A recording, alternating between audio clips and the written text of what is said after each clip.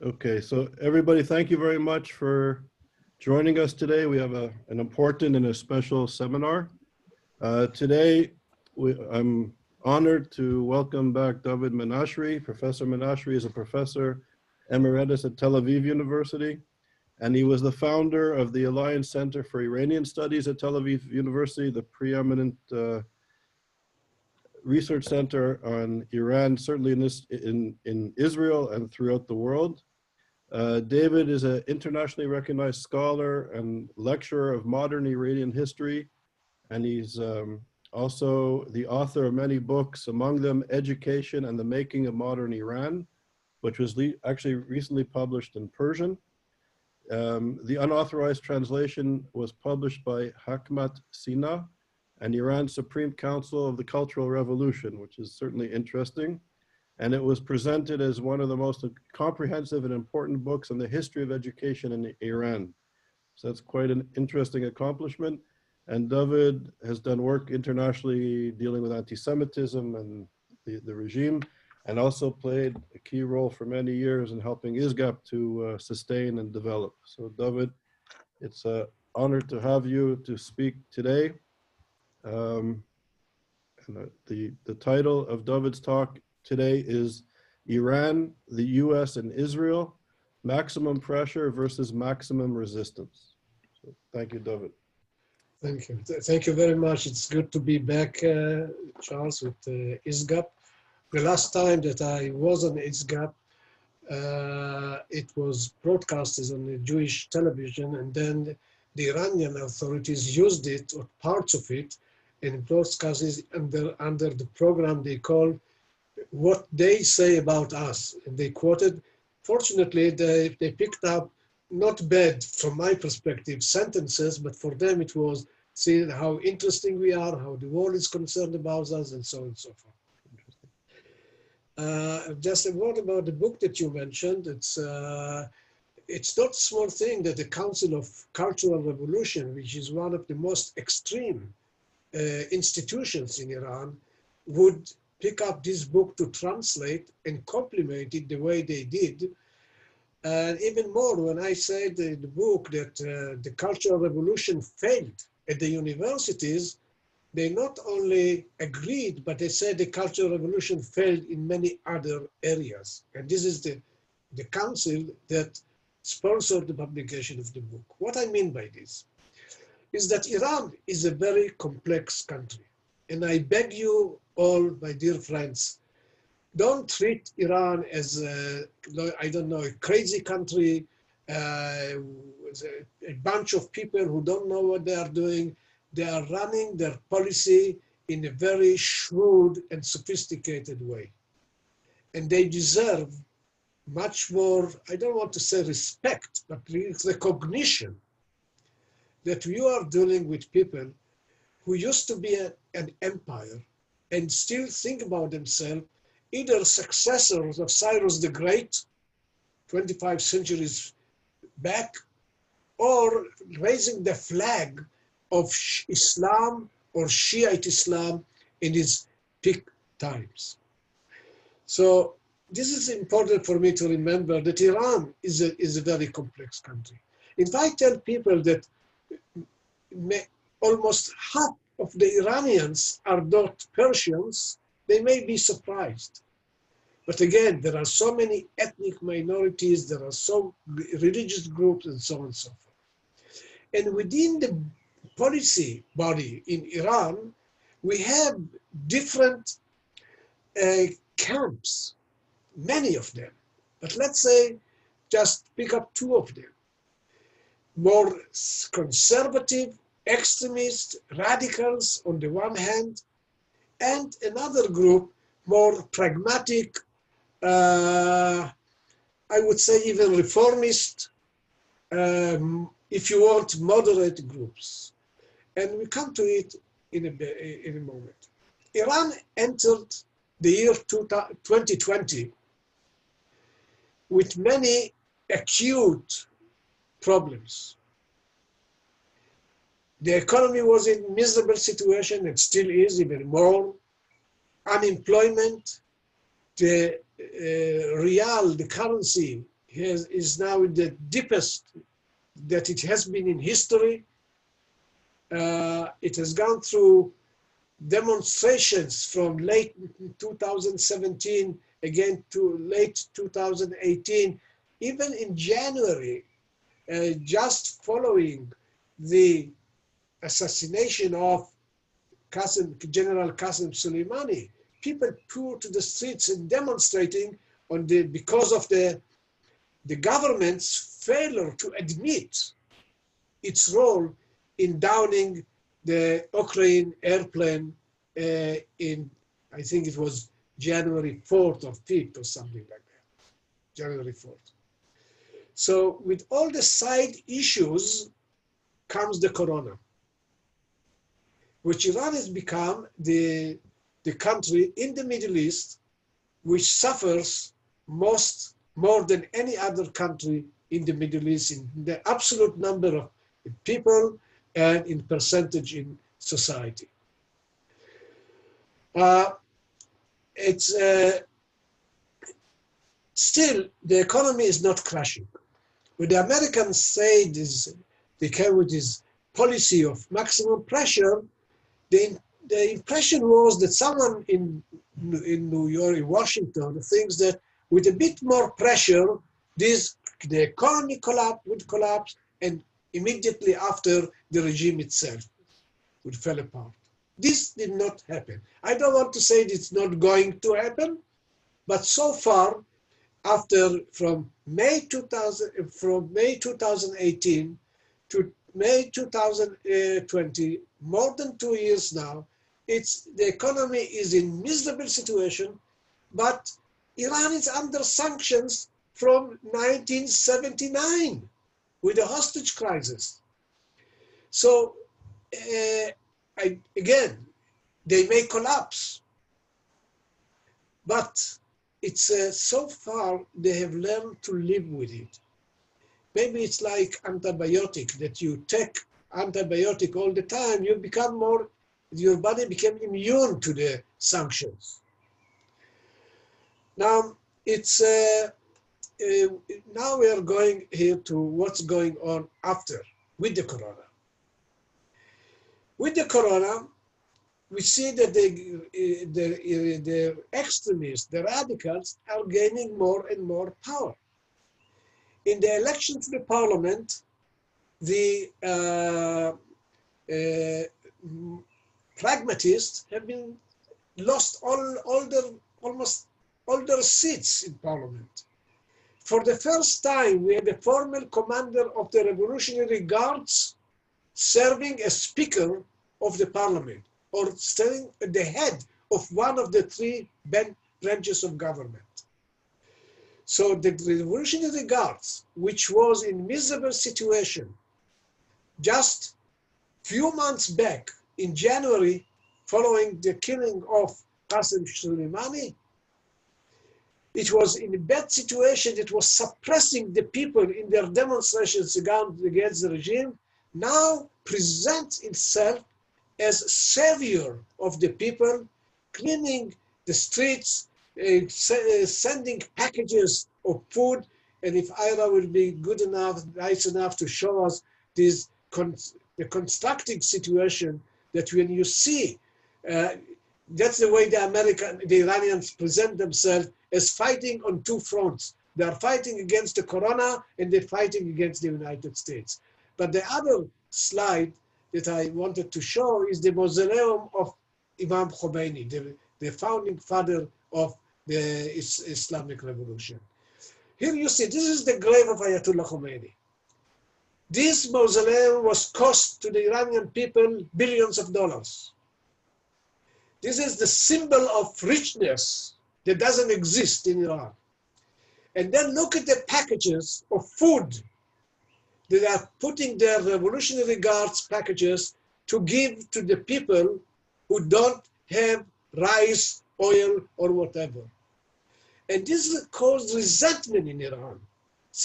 Someone wrote to the grandson of Ayatollah Khomeini, this picture is a shame to the family of Ayatollah Khomeini. We are not supposed to be in a situation that we will have so many poor people in the country. but see the construct between the richness and the misery of the people. And that's what we see in Iran. There are so many rich people at the time of people starving. So the potential of these economic, social issues leading to change exists. But when this can happen, we really don't know. What we know that the Americans, the Iranians are blaming the United States for engineering the virus. Now for them it's not the Chinese virus as the Americans say, it's the American virus. Engineered specifically, they said, the way that says presented by Ayatollah Khamenei, engineered specifically to attack the Iranians based on their studies about the Iranians' genome. They learned the genealogy of the Iranians and prepared this to attack them, especially. That's why they didn't want to allow doctors, top doctors beyond borders, to come. So we allow doctors, they will make this virus to stay forever. That's the way they present it. Now, as against the Americans' maximum pressure, the Iranians brought this slogan of maximum resistance. And this slide that I have the other one, and this will be done with the slides, the iron fist. That's the way the Iranians see. If you look at his iron fist, it shows everything is made with military airplanes, tanks, and all kind of military equipment. And this is the way Ayatollah Khomeini, this was on Ayatollah Khamenei's website, that we are going with your iron fist to break the power of the United States. And when it was published, just as the Iranians and the 5+1 signed or agreed on the JCPOA. So even with Ayatollah, with President Obama in the White House, that's what their attitude. We do the deal, we do from it what is good for us, but the call death to America, Khamenei said himself, is part of the DNA of the Islamic Revolution. It's not going to change. Now it seems to me a bit bizarre, because if the Iranians ask themselves, which is the country that has made the greatest service to Iran's national interest, I'll surprise you. It's the United States of America. In 1991, America went at the head of a coalition to smash the military power of the enemy #1 of Iran, Saddam Hussein. In 2002, they went to the eastern border, eastern wing of Iran, to crash the military power of the enemy #2, the Taliban in Afghanistan. The 2003, another coalition removed Saddam Hussein in Iraq. And even today, the nuclear deal was the best gift the Iran could have received. And today, the policy of the Americans playing to the hands of the Iranians. One example, there are signs that the two countries are speaking, that the impression that there is no talks between the two countries, it's not so serious. Iran accepted prime minister in Iraq that is considered close to the United States, out of no choice, not because of love. Afghans are speaking, Iran and the United States are speaking together about the Taliban in Afghanistan, and they are meeting together, officials in the two countries. We have approval of a statement by a leading American diplomat, Under Secretary of the UN, that she says that Iran and America are speaking together about the Houthis, and Iran is positively responding. And then there was a swap of prisoners, and see what happens.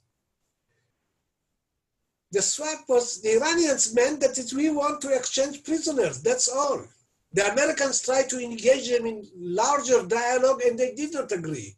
And then you see the President of the United States actually calling them to come and have a good deal because, as he said, you can get a better deal with us.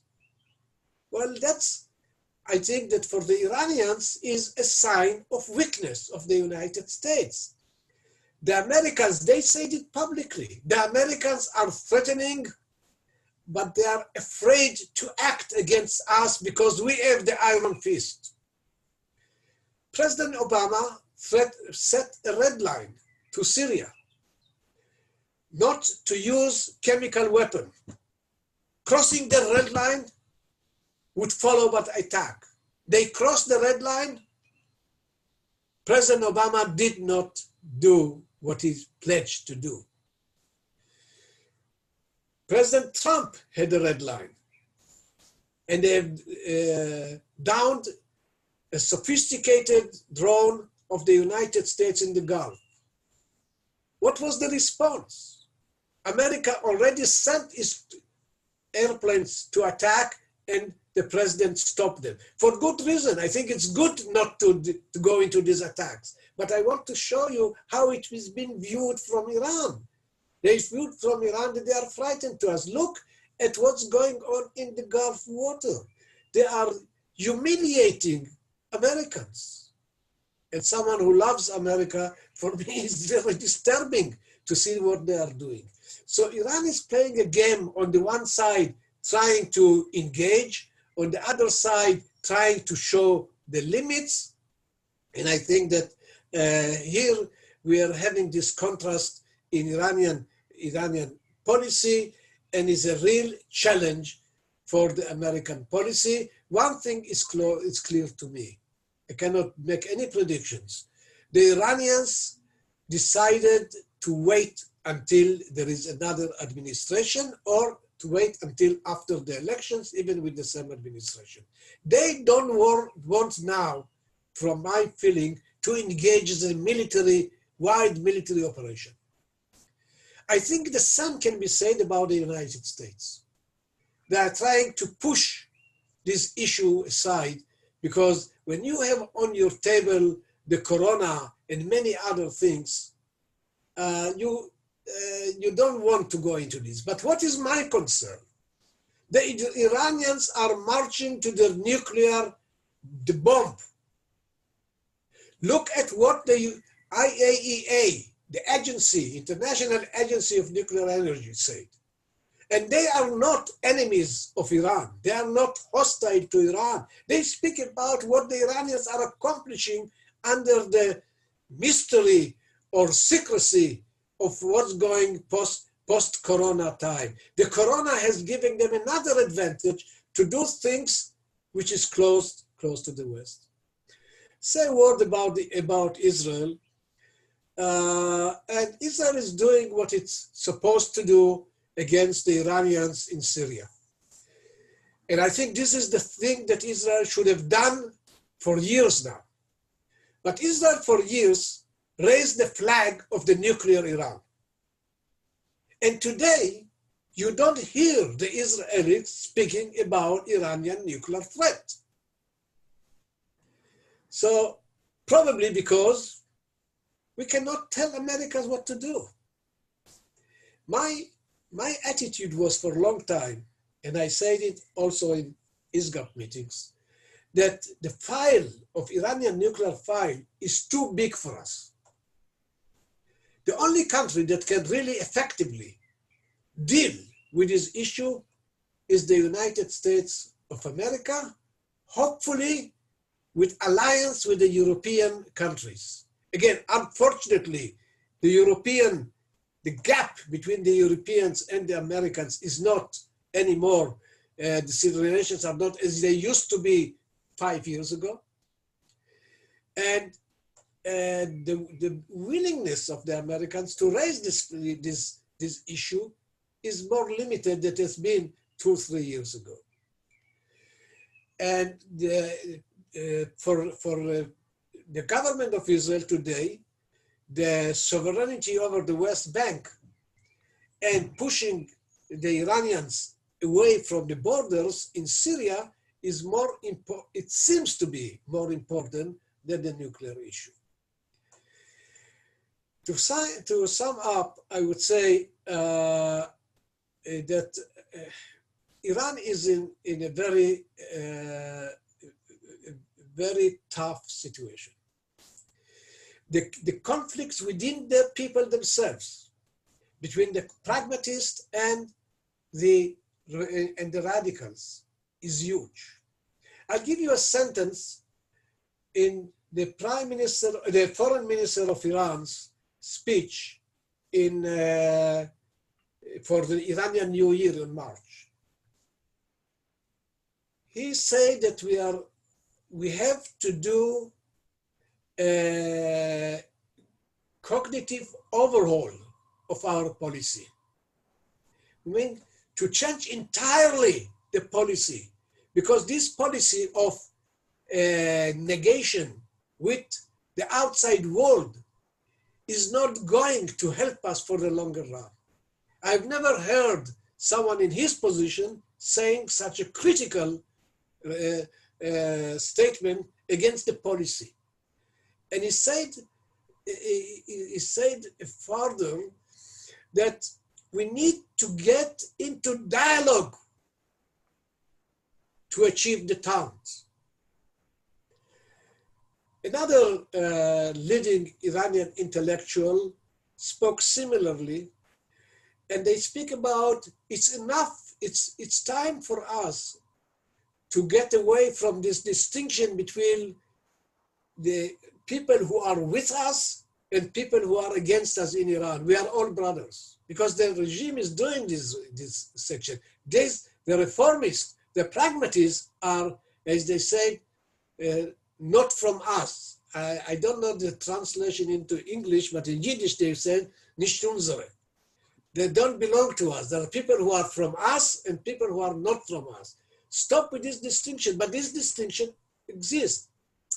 A leading Iranian intellectual wrote that the reformism passed away, but because of the corona, we couldn't have these burial ceremonies. So it's not dead, it's there, but it's weaker because power today is in the hands of the supreme leader. And here we see two sides. Those who want change in America or in Iran don't have the power to do it.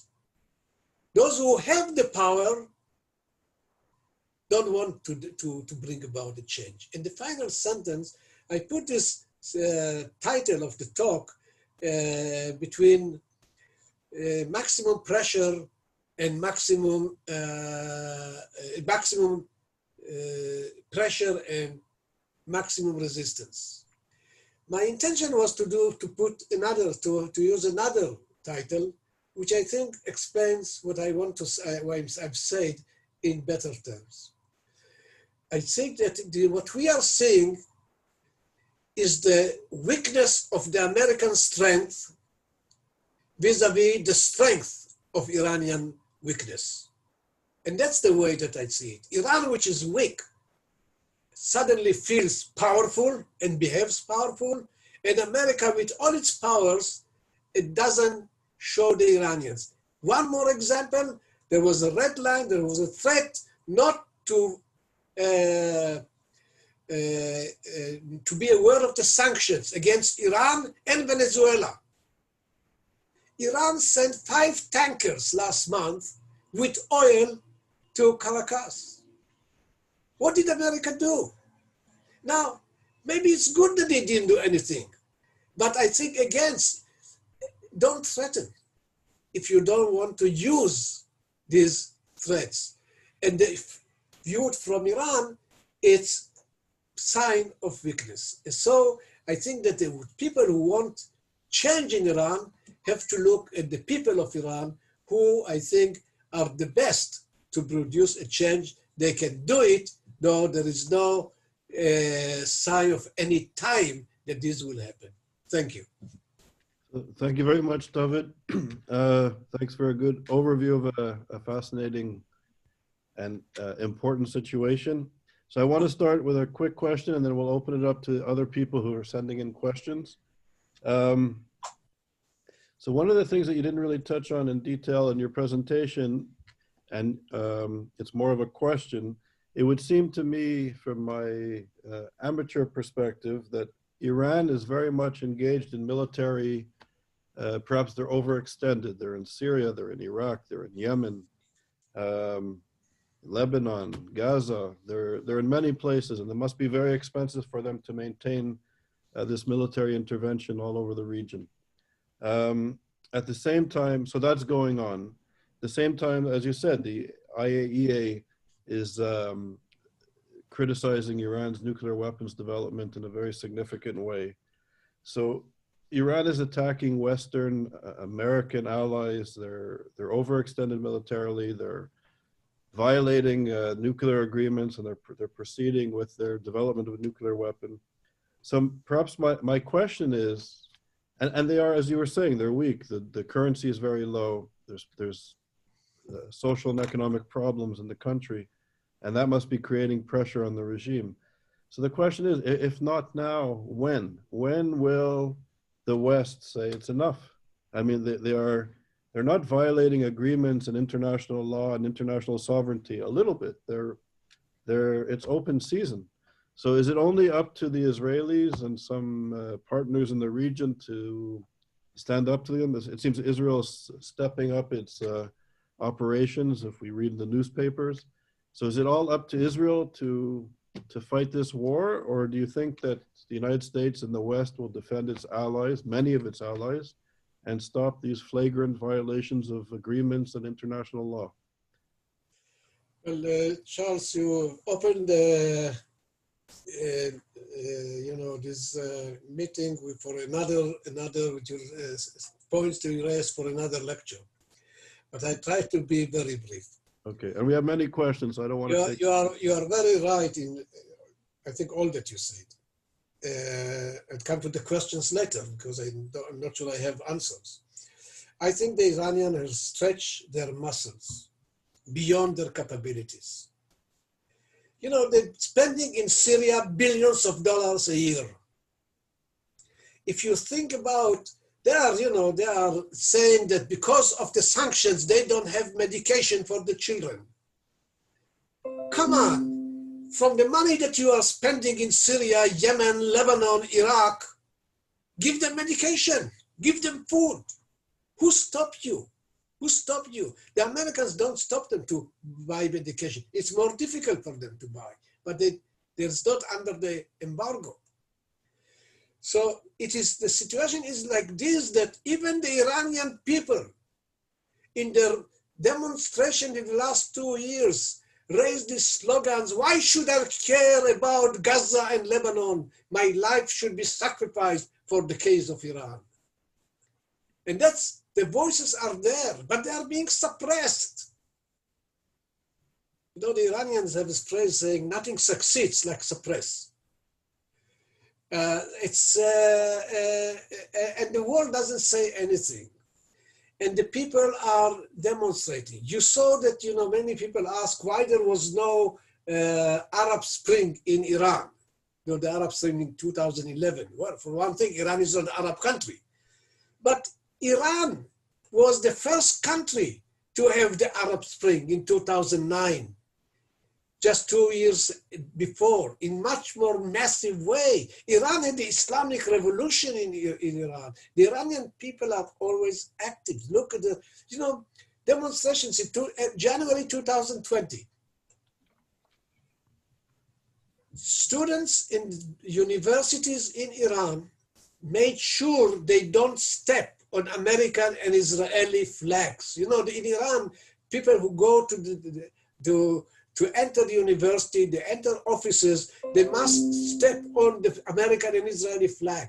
And these students were going around these flags, so showing their disillusionment with this slogan. So there are difficulties, financial issues. It's really We cannot even go into detail. And by the way, more than the sanctions, there is corruption, mismanagement.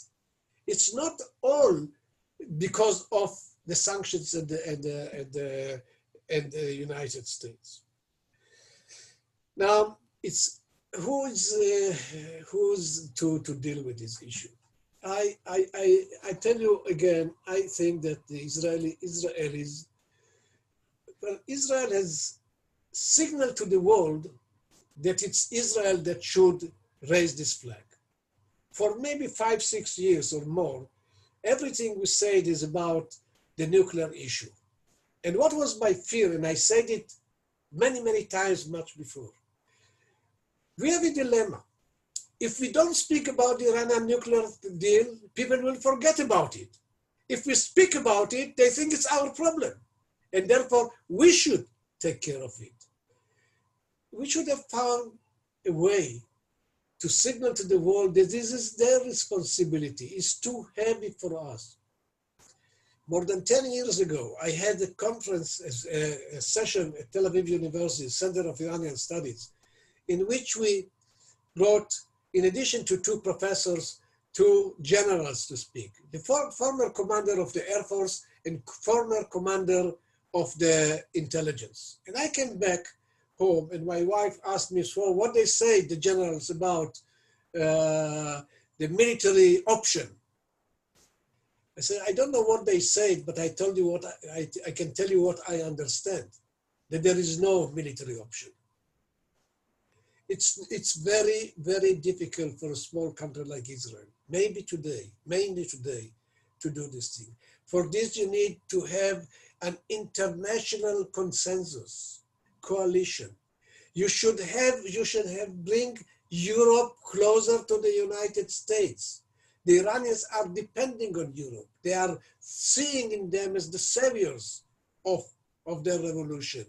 And I think that many things should be done, but we can deal, Israel can deal with pushing the Iranians from our borders. And this was successful. Just last month, we heard that the Iranian troops have withdrawn from close to our border back into Iraq.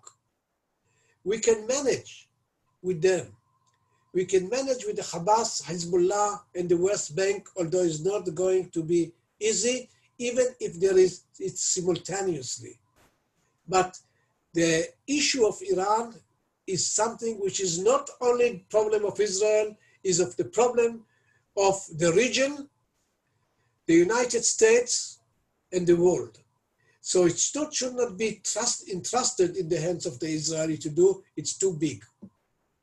Do you think that the shifting geostrategic military relations in the region could pose a more potent opposition to Iran's being overextended at this moment?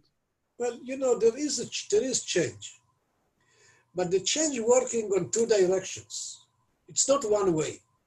Israel managed to have good relations, and credit should go to the Prime Minister Netanyahu and all the other agencies that worked on it to bring Saudi Arabia in Israel, United Arab Emirates, Qatar, and others with Israel. So the Gulf states are today much more willing to cooperate. And I know that the United Arab Emirates disclosed that their country, although not on government level, but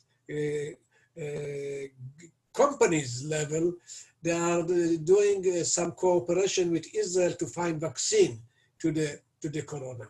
That's wonderful. On the other hand, we have this question of the West Bank and the Palestinian issue. It is true that they are expressing less resentment and emotions against the Israeli moves, less that could have been expected a few years ago. But still, it's very difficult for a country like Saudi Arabia or the Emirates to accept annexation while with the blessing of the Emirates or Saudi Arabia. Mainly when you have Jordan in the middle, that is very much against, and Egypt that is against, but less, not, the temperatures are not as high as one could have expected not a long time ago. And Israeli policy should be based on this calculation. It's not only Iran, we have the regional issue. There are so many good things that are happening on regional level, and we have to take advantage of them in cooperation with the regional countries. Thank you. So we have a question. It's an anonymous question, I suspect he's a Persian friend of ours. He said that it was predicted that increasing pressure by the United States and encouraged by Israel would make the moderates within Iran lose ground and that the radicals would increase their control. Shouldn't American policy, or isn't American policy short-sighted? Well, let me not get into compliment with the American policy or Israeli policies. Speak about what is the situation. I think the gentleman or woman who asked this question is right. You know,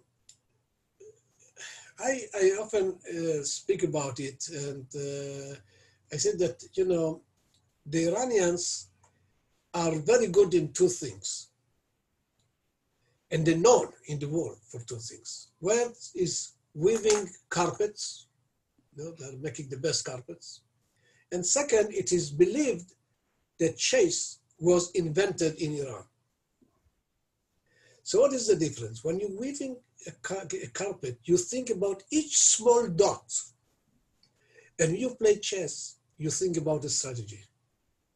The Iranians are good in both.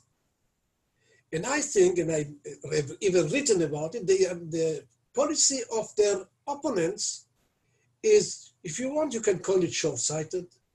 It certainly doesn't look few steps ahead. Okay, you withdrew from the nuclear deal. What do you expect the Iranians to do? To withdraw? No, why should they? They stayed in the deal and take the benefits. If you step away from it, then you cannot use it. You are inside, but behaved as though you are outside, and you enjoy from the two worlds. So Iranians are really good politicians, and they are really looking to long term. And the policy of the Western countries, in this case, I would say that maybe Americans or Israelis, you need to think from one election to another election. And I think that a country like Iran, with the tradition of running an independent state, 25 millennia, their calculations are different. Let's say another point. Iran is an expert in fishing in muddy waters. Their success in the region, and you, Charles, you mentioned some of them from Yemen to Lebanon. Their achievements were not because of the attraction of Iran as a prototype of a wonderful state or regime. Their achievement was because someone else prepared the ground for them, and the someone else are the foreign countries. They were successful where the central government collapsed, like in Lebanon, because of the Palestinians, the Syrians, and the Israeli intervention, in Syria, in Yemen, in Afghanistan, in Iraq. So what led to the Iranian so-called success is the collapse of the nation state, or the malfunctioning of the nation states, that opened the ground to the Iranians, and they knew how to use it, to do it. They saw that in Syria, their policy is not going well in 2013. They brought in Russia.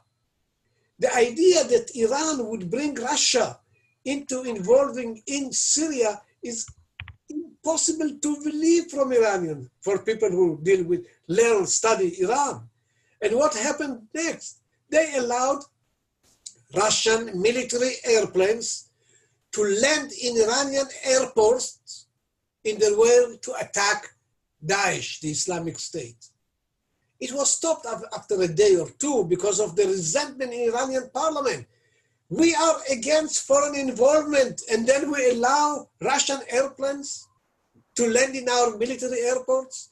So it's again, Iran is very complex, and there are such different views. The bottom line is to respond to this question is that yes, their policy is much more sophisticated. So David, there's a question from Murray Rubin. He asks, if Iran would get nuclear weapons, should Israel attack them first, as Iran calls for the destruction of Israel? What would Israel do if Iran had the bomb? Is the question, you say? From Murray Rubin, if Iran gets nuclear weapons, should Israel attack it first, as Iran is calling for Israel's annihilation? I tell you, you say, should Israel attack first? Yeah. I don't think so. I don't think so because I don't think is Israel capable of doing it. It is capable. It is capable. But we are admitting that it's only our problem. That should be a policy of the free world. Why expecting Israel to do it? I don't understand it. Maybe we spoke about Iran so much and people identify the Iranian nuclear issue with the Israelis. No, you know, it's, and even if Israel, I was very much against the Israeli statements about Iran. You know about it. I think we are speaking too much. These talks actually lead to such questions. And maybe one day Israel should do something. I'll tell you, I am not supporter of Iran becoming nuclear militarily. Why? There are many reasons, but I'll give you one example. The president of Iran, Ahmadinejad, upon his election in 2005, went to the UN, spoke to the General Assembly, and he came back, he was reporting to a leading Ayatollah in Iran, and he said that during the 27 minutes that I was speaking in the UN, no one whispered. It's like God has given the Torah to Israel that was silent. No, because he said, no one even moved or whispered, because they told me there was a light, hell of light above my head with God protection. People who speak such a language cannot come close to the bottom of nuclear weapon. So I don't think Iran should have it. They don't say they want to have it, but all signs show they are marching to this distinction. If in 2005, when they struck this JCPOA, they were 1 year away from nuclear power, nuclear military power. Today, they are 6 months. Now, 6 months, as I said earlier, is the time that they don't want to do anything until after the elections. If you don't stop them in these 6 months, you will have new president or the same president re-elected, but with Iran in much closer, if not in, with nuclear weapon. So, David, there's a few more questions, but very quickly in response to what you said. So in a sense, Israel is saying it's not an Israeli problem, it's a global problem, and I completely agree with you. If Iran with a nuclear weapon could create havoc in all sorts of levels for all sorts of nations and interests and people and minorities, it'd be a big issue. But if we go back to an Israeli or even a Jewish perspective, isn't Zionism about the self-determination of the Jewish people, and that the fundamental ethos of Zionism is that we will take our fate into our own hands, regardless of the immense challenge this is? Isn't it, in a sense, is it our responsibility to, Europe has let us down historically many times. This would not be the first time if they abandoned Israel and the Jews. So what do we do in that case? Do we have I'll tell you what, I'm not going to directly answer this question. Okay. But I can tell you what I say to prominent Israeli officials. I gave them an example for a movie that I liked very much, The Good, the Bad, and the Ugly. You remember? I don't know the viewers of this program, if they are, what age they are. And there is a sentence there in which he says, if you need to shoot, shoot, don't talk. Yeah. And I think that they cannot expect people to tell you what they are going to do. You are threatening more with not threatening than with waving with this threat all the time. Yeah. I don't believe that Iran will have nuclear military power. They will use it. But you know, the problem of Israel is say, what if they do? 30 years ago, in 1990, after Iraqis invaded Kuwait, it was this Gulf, the first Gulf War, as they say. I was in meetings in Israel in which we discussed if the Iraqis are going to send missiles against Israel or no, and if they're sending missiles, will it be chemical weapon or not? Some said yes, some said no. Ultimately, they sent missiles. Many people themselves thought that they would not dare. So I don't want that the destiny of the Jewish state of Israel will be in the hands of people who say that Israel should be eliminated from the map of the world. So that's again calls for more coordination, cooperation between the countries of the free world, and to find a way to negotiate. I think the easier way, in my view, is to deal with the Iranians rather than ignore them. They've shown in the past that they were willing to do it. There was a nuclear deal made. Unfortunately, it didn't go back much far. And the nuclear deal proved to the radicals in Iran that they were right.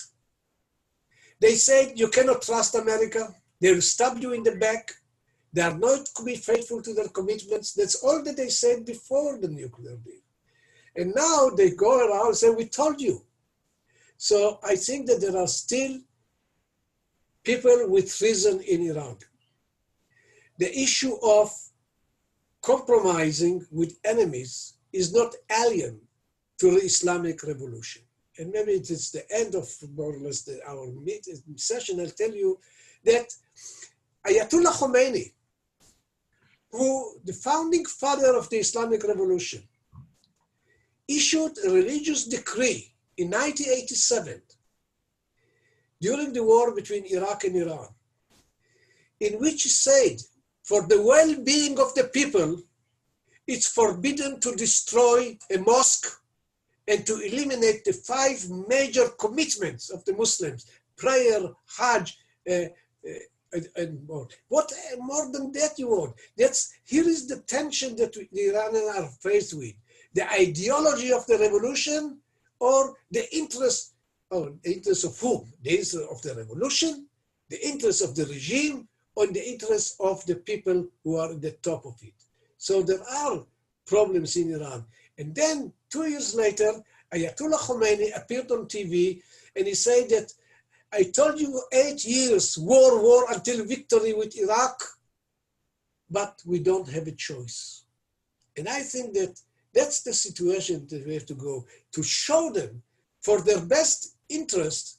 It's better for them to change. But I'm optimistic, no, because when you have the system that you have in Iran, that the supreme leader is above everything and is unwilling to entertain such ideas, all these liberals, reformists, moderates cannot do much.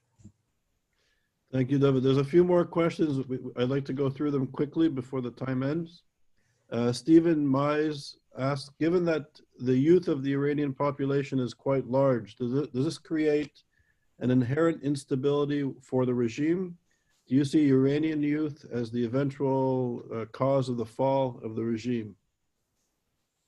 Well, I've said it a long time, I've written about it. If there is hope for change in Iran, is in the hands of the Iranian youth. Iran is a very young society. and the young people want to have good life. You know, at the early days of the revolution, there were, before the hostage taking, 79, November 79, there were graffitis on the walls of the American embassy in Tehran. And that's I heard from one of the hostages. He said that one of the graffitis said, "Yankees go home." And someone wrote under it in Persian, "and take me with you." That's how much they hate America. They are dying to a visa to the United States. They can say death to America when they want to drink, they drink Coke. So this is the strange thing that we see in Iran. Iran is the only country which has heritage, which has tradition of popular engagement in politics and making the difference. It goes back from the late 19th century with the beginning of national movement in Iran, late 19th century. Iran is the only country in the Middle East which had two big revolutions in the 20th century. To remind you, there are not many countries that had two big revolutions in one century.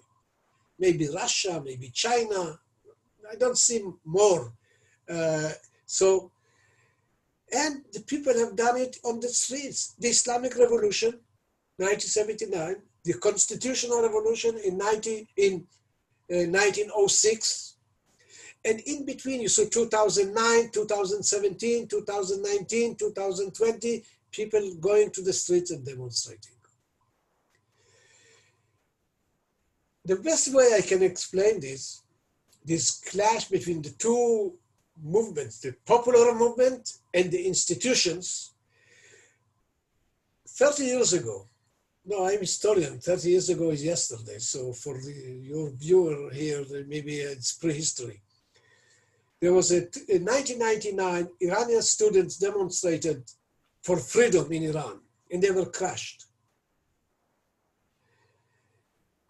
And an Ayatollah wrote an article in the Iranian newspaper calling the young students to obey the rules, not to cross red lines, and to be faithful to true Islam.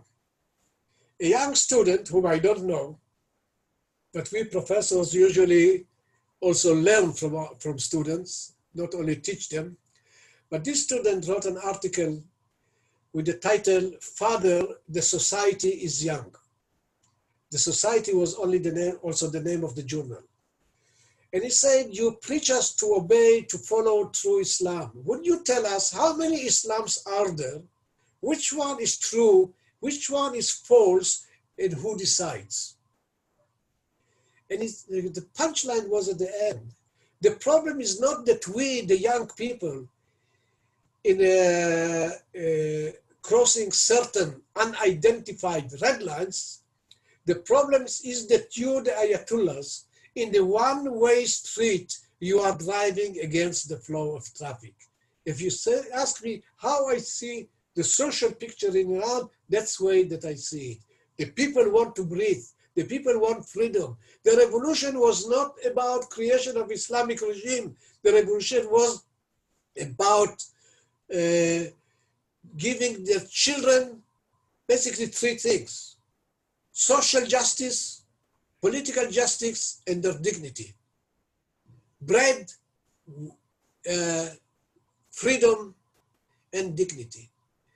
And they have not yet achieved these three things. So I think that the stabilization of the Islamic regime would come not as much as because of how much the Iranian government is faithful to their dogma, but how much is capable of resolving the misery of the people on two major issues: welfare and freedom. Thank you, David. Final question. We just have a couple more minutes. I'm not going to be able to get everybody's question in. I'm sorry. But the final question is from our colleague Rami Aziz, and he asks, if Joe Biden is elected as president in the upcoming American elections, do you think that the U.S. will restore the nuclear agreement with Iran especially since there are European powers that would like the return to the agreement. How will this affect the situation? Mr. Aziz, you know, Aziz in Arabic version is dear. So, dear Mr. Aziz, I was trained as an historian. I don't know the future. I always remember when I was young, and we were young, and my grandmother was very upset of us. She usually used to say that these days, even the future is not what it used to be. In my age, to foresee the future is impossible. The question should be turned to, I hope, ISGAP will bring an American expert, and there are many of them, to answer you about American policy. I'm not expert on American policy. I can tell you that the Iranians expect that with Biden, because of his involvement with the nuclear deal and his close relations with the previous administration, they can have better discussion. Whether or not Supreme Leader would allow it this time, as he did 2013, I don't know. But from the American side, probably it will be easier for the Democrat government, the administration, to deal with Iran more than with Trump. Although I would tell you, go and see what President Trump said just 2 weeks ago, with the following the swap of prisoners. Then see what the President Trump said about North Korea. So it's not entirely impossible that this administration, if continued, they also would like to do. So we have seen so many changes, so many radical changes, that everything can happen. From perspective of the Iranians, it's much more, Biden is more reliable partner than President Trump, but they do not decide the results of the elections in your country, and as you have to decide. And I think that no matter who is being elected, I think the best way is to try and engage Iran and try and make a regional agreement, not only on the nuclear deal, but on regional issues. And Iran, for the sake of itself, should stop its engagement in countries like Syria, Lebanon, Yemen, Iraq, Venezuela, and all other countries, and try and give their people what they deserve: freedom and welfare. Cool. So on that good note, on a positive note, David, thank you very much for your insights and wisdom on a very important subject or subjects. So thanks for taking your time and being with us. And this actually marks the end of our regular seminar series. We're going to take a break. We will have seminar series on occasion as issues arise in the next few weeks, but we're also preparing for our summer institute. We usually have the Oxford Summer Institute, where we train professors to create courses on and curriculum on contemporary anti-Semitism. So the opening evening of that event will be on Sunday, August the 9th, and we're going to make it available to the public. So everybody is welcome to come. And then we're going to have the Summer Institute, which will be closed for professors during the week. But Sunday, August the 9th, you can mark it into your calendars. Everybody will be welcome to see the keynote events and speeches of the opening night, which will include Natan Sharansky and other leading international figures. I'll leave it at that for now, but it will be something special, and we'll send out notices about the event. So everybody stay safe as the second wave is hitting certain parts of the world, and enjoy the summer months. And David, thank you so much. I really appreciate it. Thank you. Thank you. You will. And David, we can stay on the line for a minute. I have to go, so I can call you later on. Okay.